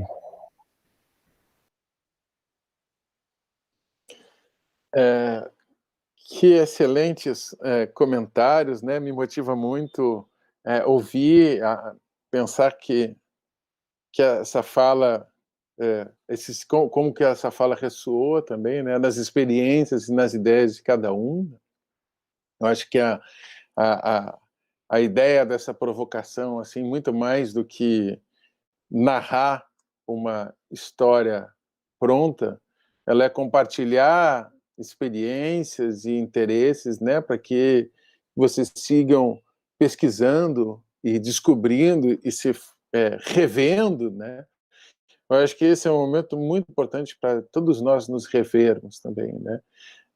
Esse momento ele é muito frutífero para isso. O que a gente tem como ideia pronta, fixa, se a gente for ver um filme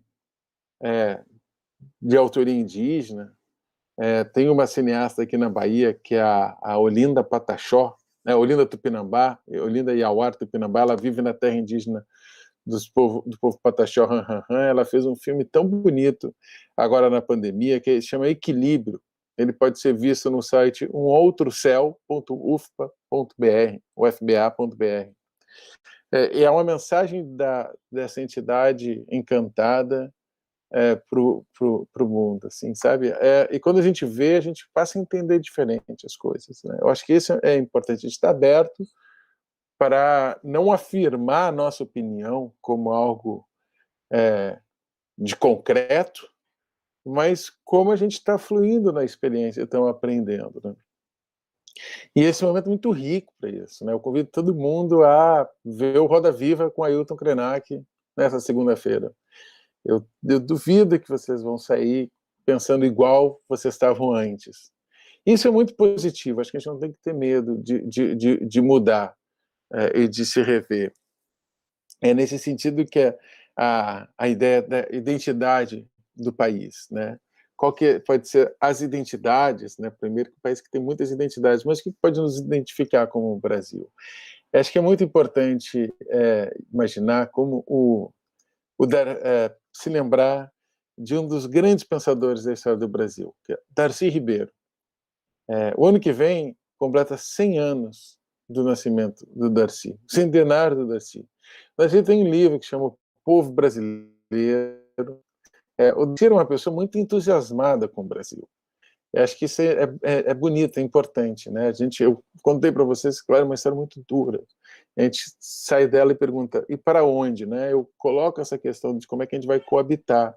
O Darcy era entusiasmado com o Brasil, ele achava o Brasil o país mais interessante do mundo, muito mais interessante do que o europeu, que passaram por processos violentos de homogeneização, como dominações, né? Até hoje tem os catalões, o pessoal da Catalunha que não quer se identificar como espanhol, occitão na França, os bascos. Isso foi um processo da monarquia indo dominar todos os outros reinos, em alguns casos até de genocídio e de cruzada interna, como foi o massacre dos catares na França, sabe?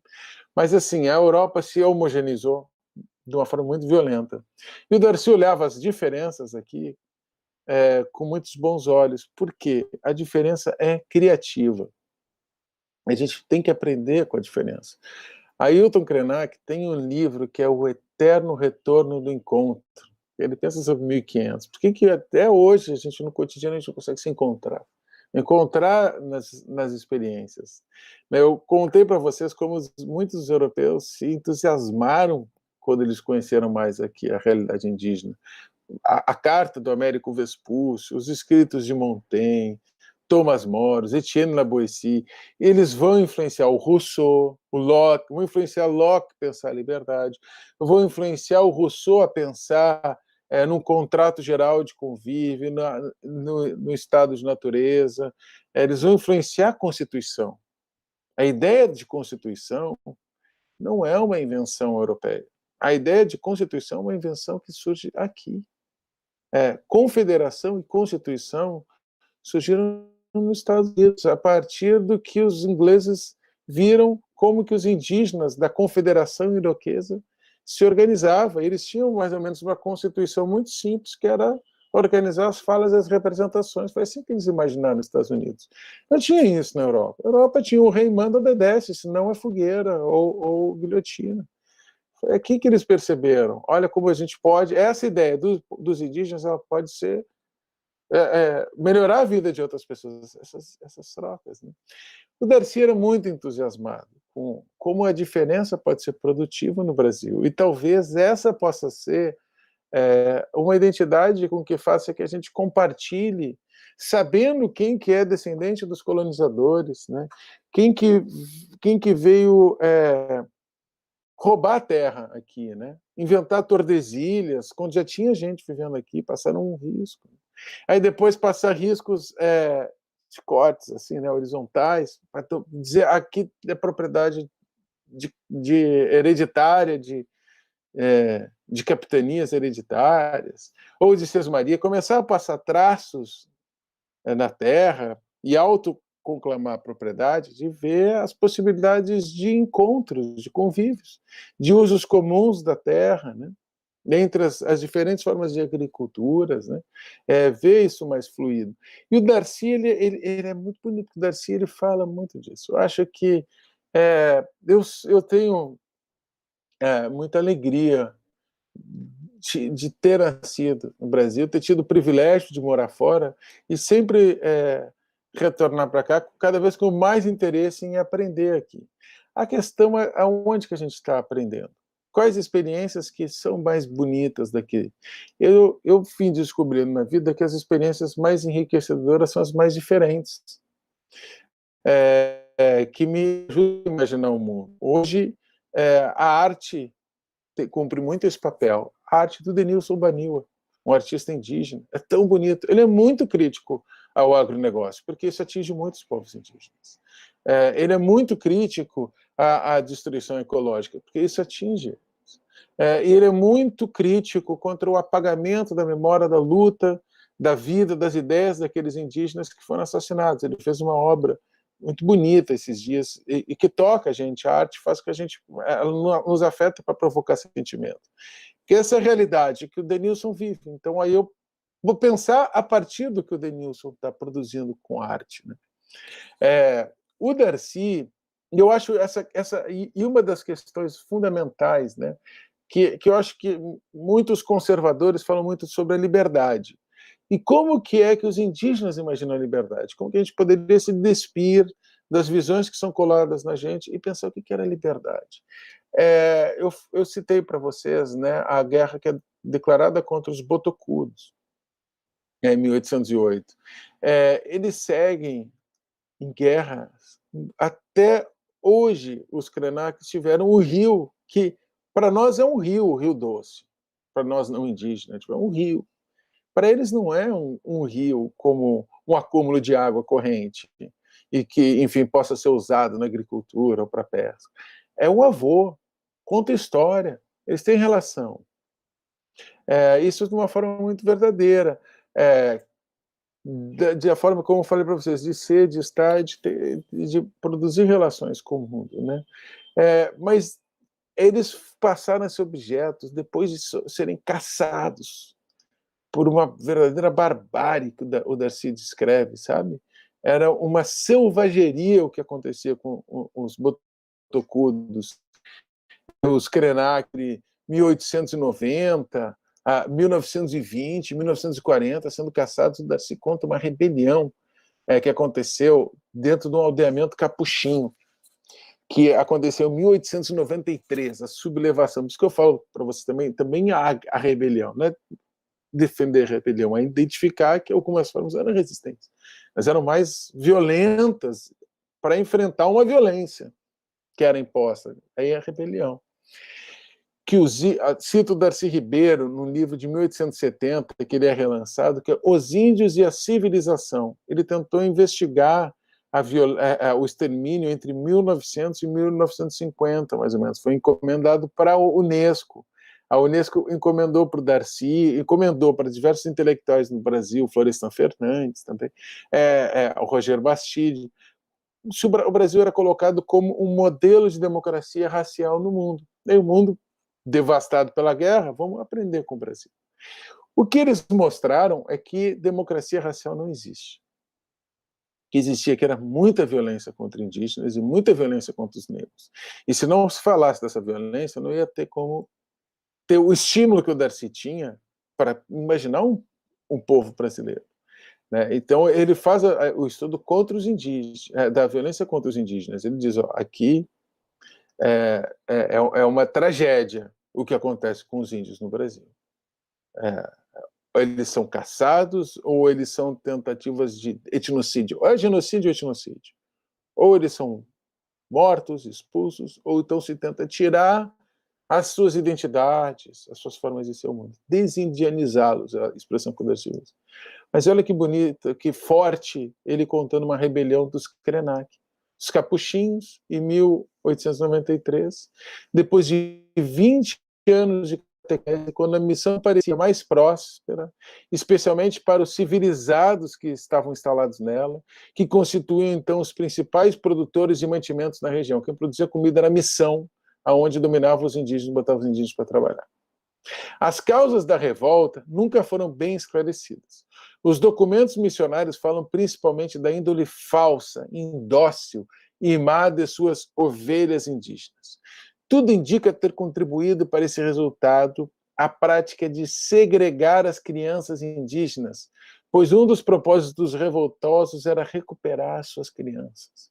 E o rancor provocado pela irrupção de uma epidemia de sarampo, que os índios também atribuíram aos padres, e ainda os conflitos de interesse criados dentro das empresas missionárias entre os índios e os sertanejos. Ou seja, teve uma rebelião indígena, porque eles queriam viver com as suas crianças. Eles acusavam, a princípio com razão, né, os capuchinhos terem espalhado o sarampo, porque veio de fora o sarampo. Eles identificaram isso muito rápido. E a questão deles estarem sendo usados para os colonos, e o fato deles estarem sendo agrupados forçadamente numa missão, isso estava destinando as terras para as propriedades de outros, que passaram a ter propriedades individuais, quando essa tudo era terra indígena. Aconteceu nesse momento, de repente distribuíram títulos para fazendeiros e os indígenas foram tirados das suas terras. Ou seja, eles não estão invadindo a terra, quem invadiu foram os fazendeiros. Quem invadiu o país não foram os índios, foram os brancos. Então a gente tem que ter essa memória histórica de saber quem que ocupou um lugar na história, porque é assim que a gente consegue entender o mais importante, que é a propriedade, é o sentido da terra, o sentido do território, o sentido da floresta, que é o sentido da vida. É isso que aproxima muito as perspectivas de povos da floresta, de quilombolas, da agricultura familiar, de várias formas de ser e estar no mundo. E é aí que aproxima a questão das ideias. E é nas ideias, né, se as formas de organização indígenas inspiraram a Constituição dos Estados Unidos, que é uma referência no mundo, inspiraram a Confederação, o Brasil é uma federação. Quem é que inventou uma federação onde os estados podem ter suas autonomias e tal? Veio do convívio indígena. Então a gente pode pensar como é que a gente pode também compartilhar o território, tendo como premissa fundamental, aí eu também faço uso de uma expressão indígena muito atual, muito importante, o bem viver. O que significa bem viver? Bem viver é uma expressão que está na Constituição do Equador, está na Constituição da Bolívia. E tem sentidos de estar no mundo, né? O bem viver não é só ter mais posse, né? Bem viver, quem tem uma definição muito bonita são os Guarani, que vivem entre Santa Catarina, Rio Grande do Sul, até o Espírito Santo, tem do Pará também, mas muito em São Paulo, Rio, na região da Mata Atlântica. Eles chamam de Tecoporã. E Tecoporã, para eles, é viver junto com os outros seres. É muito bonito. Eu vou ler para vocês aqui um trecho, Fundamentos, de uma definição de bem viver. Quem me falou foi a Querechu, que a Querechu, ela é uma liderança do povo Guarani-Embiá, em Santa Catarina. Ela foi candidata a deputada lá. Eu escrevi isso num livro de minha autoria, que é um e-book que chama Fundamentos de Ecologia. Ele pode ser baixado, quem tiver interesse, que é um curso aqui eu fiz na UFBA.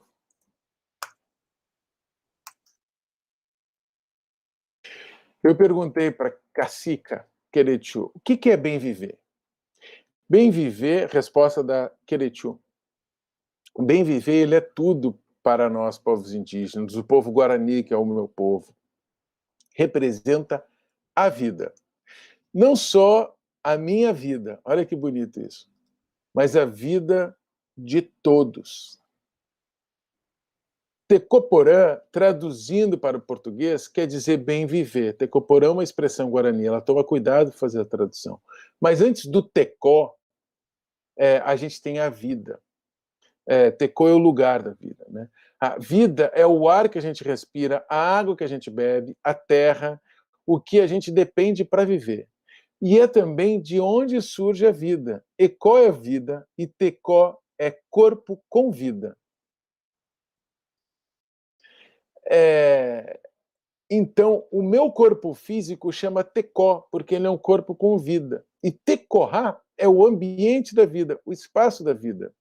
Tecoá é como os Guarani no Mato Grosso do Sul, os Guarani em Kaiowá chamam os seus lugares sagrados, né? Kaiowá e Embiá são duas línguas guaranis que têm bastante palavras em comum. Tecoá é o espaço da vida. Essa é terra para eles, terra para os Guarani é o espaço de vida. Nós chamamos de Tecoá, onde a vida e o corpo têm o seu espaço. E Andecó, o sistema da vida, aonde está interligado com tudo, plantas, animais, todos os seres vivos da terra. Então, bem viver para nós é você saber viver e fazer com que as vidas que estão vivendo ali vivam em harmonia, um respeitando o espaço do outro, sem estar querendo ser maior do que o outro. Nenhuma vida é mais importante que a outra. Assim é como uma intelectual, a Querechu estudou em Santa Catarina, na Federal de Santa Catarina, define bem viver. Talvez, né, bem viver, que hoje está na Constituição de alguns países, e é uma palavra que nos mobiliza, pode ser um futuro, inclusive a gente pensa na identidade do Brasil, um país que seja um país de bem viver.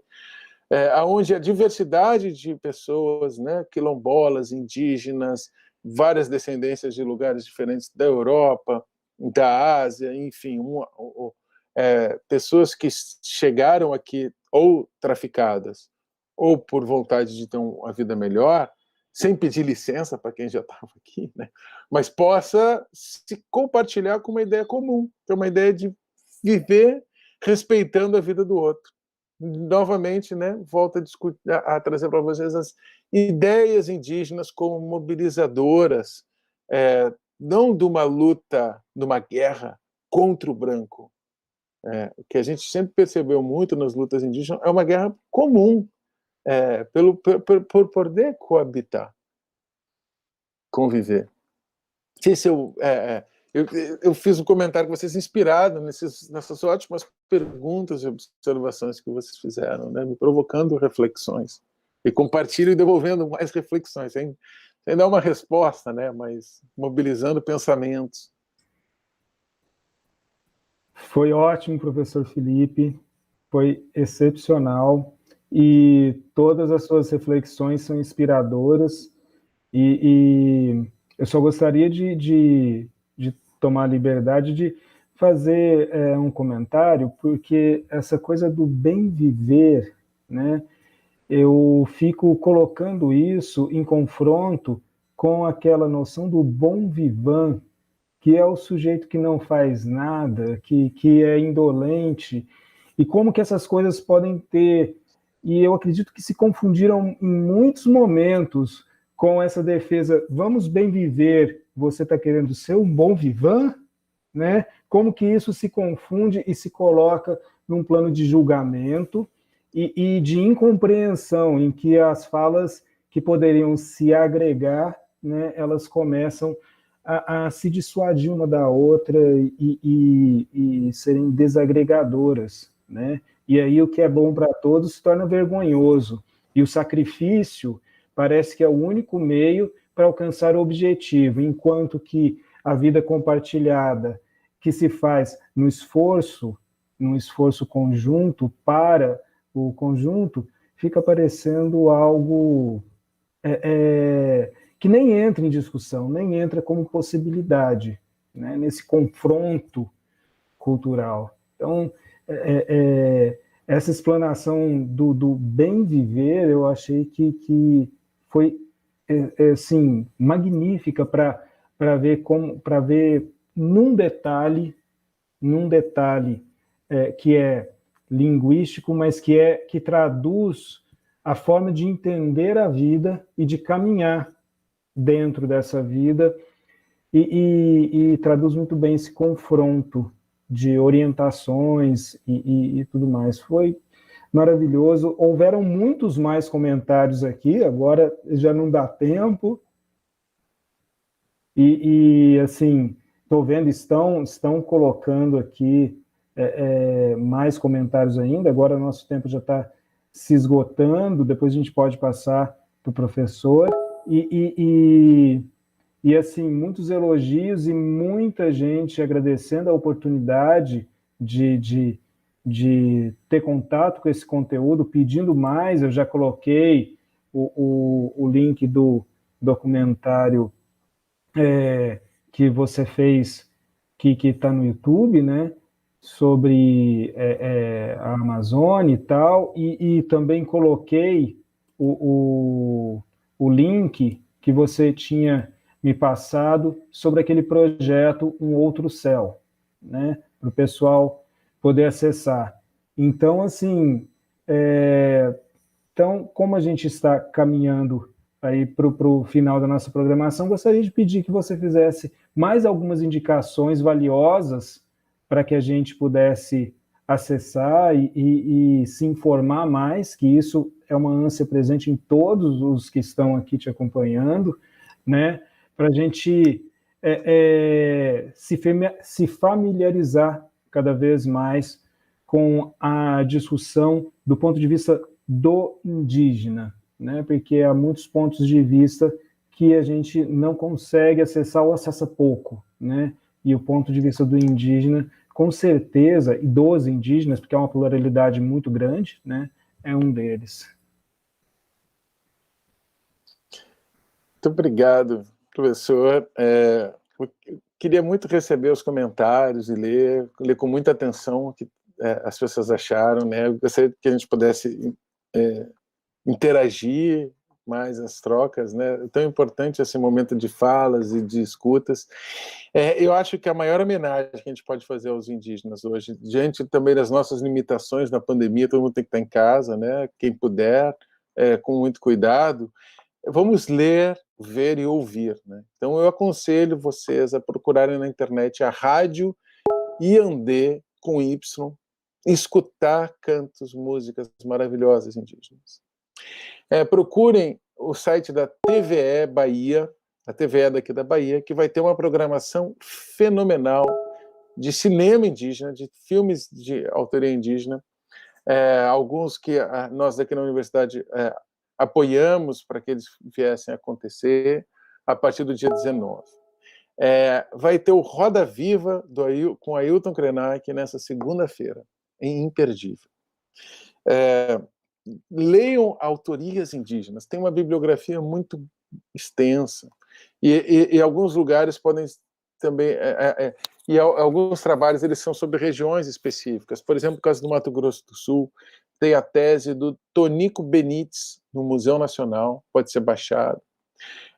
Eloy, Luiz Henrique, Eloy Amado, do Povo Terena, tem um livro maravilhoso, e a tese dele no Museu Nacional. O Eloy edita uma revista que chama Vucá na Pavo. Tem Gerson Baniwa, Daniel Munduruku, Eliane Potiguara, uma imensa literatura. Eu aconselho vocês muito a lerem A Queda do Céu, de Davi Copenaua, Ideias para Adiar o Fim do Mundo, de Ailton Krenak, junto também O Amanhã Não Está à Venda, e A Vida Não é Útil, que é um livro que ele lançou esse ano, muito bonito. Sigam os trabalhos de Denilson Baniwa, Jaider Esbel, Dayara Tucano, arte indígena contemporânea, seguir indígenas nas redes sociais que vocês estiverem, conhecer mais, se aproximar mais do pensamento. Acho que essa é uma forma de homenagear as ideias indígenas e as pessoas indígenas com muito respeito, não é dando parabéns, conhecendo melhor as suas visões de mundo, interagindo, ouvindo eles. Eu tenho certeza que isso vai ajudar vocês, cada um de nós, a nos tornar pessoas melhores, a interagir melhor com onde a gente está, e como a gente está num espaço da universidade de formação, a nos formar também como brasileiros, né? Mais conscientes do país, né? Ontem eu participei de uma audiência da OAB em defesa dos direitos dos povos indígenas, e a fala central que aparecia era que o que os indígenas demandam e os direitos indígenas não são o direito do outro, é a Constituição Federal. Todos os indígenas, quando eles falam em defesa dos seus direitos, eles falam da defesa da Constituição Federal. Eles estão defendendo o direito. E a defesa do Estado de Direito é contra a barbárie, contra a violência, contra a injustiça. Então, se a gente tomar atenção da defesa da Constituição e a contribuição que os indígenas deram nessa Constituição do Brasil, Ailton Krenak teve uma participação muito fundamental na defesa dos direitos da Constituição, né? Então, se a gente vai celebrar a Constituição e defender a democracia, estar ao lado dos indígenas. Para a gente estar ao lado deles, para a gente estar junto, a gente tem que conhecer como o outro pensa. Então, leiam mais autores indígenas que vocês encontrarem. Eu recomendei alguns para vocês, mas tem vários. Kazé Angatu, Edson Caiapó, Márcia Mura, Gerson Baniwa, Florencio Vaz, que é professor na Universidade Federal do Oeste do Pará, UFOPA. Como acontece com toda a bibliografia, né? Quando a gente chega num texto, a gente vê as referências, a gente segue para outros, para outros, para outros. Comecem essa caminhada, que é uma caminhada que nos traz bastante fortalecimento nós enquanto sujeitos. A gente se sente conhecendo mais, conhecendo a nossa limitação, conhecendo muita coisa que foi colocada na nossa cabeça que não condiz com a realidade, e a gente consegue se transformar e pensar em convívio de uma forma bastante mais tranquila, diante de um momento tão difícil que a gente está vivendo, com mais solidariedade, fraternidade. Eu termino com essa mensagem, né, e honrando hoje, né, eu falei, uma coisa, o filme Guerras da Conquista também, o episódio, ele está no Netflix, da série que chama Guerras do Brasil, então também pode se encontrar no YouTube, Guerras da Conquista, guerrasdobrasil.doc. Tem outras guerras, Guerra do Paraguai, tem a guerra contra Palmares, também vários episódios de guerra, tem essa, né, que pode ajudar vocês, além do Toxic Amazônia, esse filme que eu fiz em homenagem a Zé Cláudio e Maria, que completam 10 anos do assassinato deles em maio, hoje, né, do assassinato de 19 trabalhadores sem terra, também no Pará, em 96. Eu presto aqui a minha homenagem aos queridos amigos sem terra, que lutam por um mundo melhor, pelos defensores da floresta e pelos povos indígenas, e agradeço bastante por terem, pela audiência, por terem ouvido a fala. Espero que ajude de alguma forma vocês, e me coloco à disposição para a gente seguir nos diálogos. Muito obrigado, mais uma vez, pelo convite. Professor Felipe, né, os agradecimentos continuam, são mútuos. Obrigado pelas indicações, obrigado por essa valiosíssima contribuição. Espero que em outras oportunidades nós estejamos juntos aqui e, quem sabe, promovendo novos eventos, não sei, né? Vamos ver aí as oportunidades que aparecem daqui por diante, né? E agradeço mais uma vez, e agora nós estamos encerrando, né? Então, vamos encerrar aqui, retomando com o pessoal, né? Alguns recados importantes. Então, quem quiser o certificado da palestra, que tiver eventualmente assistido pelo YouTube, tem que acessar via portal para poder conseguir configurar que assistiu e ter o certificado. E também, antes disso, tem que fazer lá, clicar no botão de inscrição, fazer a inscrição, né? E recolher a taxinha para pegar o certificado. A palestra está disponível para todo mundo. Para ter o certificado, aí tem que fazer todo esse procedimento aí, tá? E siga o nosso canal, porque a gente está se esforçando ao máximo aqui para trazer pessoas do nível do professor Felipe para estar junto com a gente, contribuindo com a nossa formação e com a formação integral do ser humano, como é aqui a missão do Claretiano Centro Universitário. Então, até a próxima, fiquem bem, e aqui se encerra.